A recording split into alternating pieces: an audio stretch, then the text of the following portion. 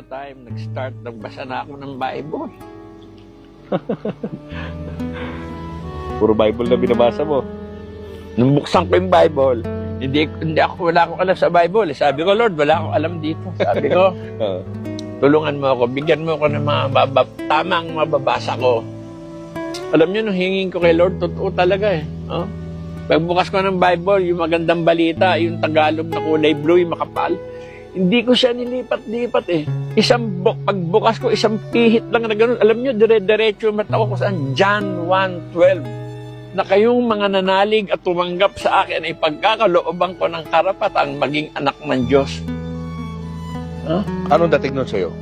Sabi ko, grabe, akala ko dati, simba ako ng simba, namamanata pa ako sa Quiapo, akala ko anak na ako ng Diyos, hindi pala. Kailangan pala, tanggapin mo sa puso mo, tanggapin mo siya na bilang Diyos tagapagligtas ng buhay mo. Oh, grabe. Tapos naaalala ko yung salita niya eh. John 8:32, sabi, akala ko kasi nung araw, pinakamalaking kulungan yun eh, yung Muntinlupa. Pero nung makakilala ako kay Lord, tsaka ko naunawaan ng pinakamalaking bilangguan. Pinakamalaking bilangguan itong mundo eh.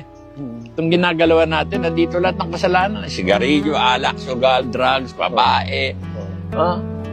Hindi ka na kailangan makulong. Kasinungalingan, kachismisan, pandaraya, panluloko, pagkaingit. Nandito sa mundo eh. Tama. Kaya nung mabasa ko sa Bible, John 8:32, makikilala ninyo ang katotohanan at ang katotohanan na magpapalaya sa inyo. Sa loob pa lang ng Muntinlupa, pinalaya na ako ng Panginoon Diyos. From there pa lang nakalaya na ako, bagamat nakakulong ako. Pero masaya ka. Masaya ako. Masaya ang puso mo. Masaya ako.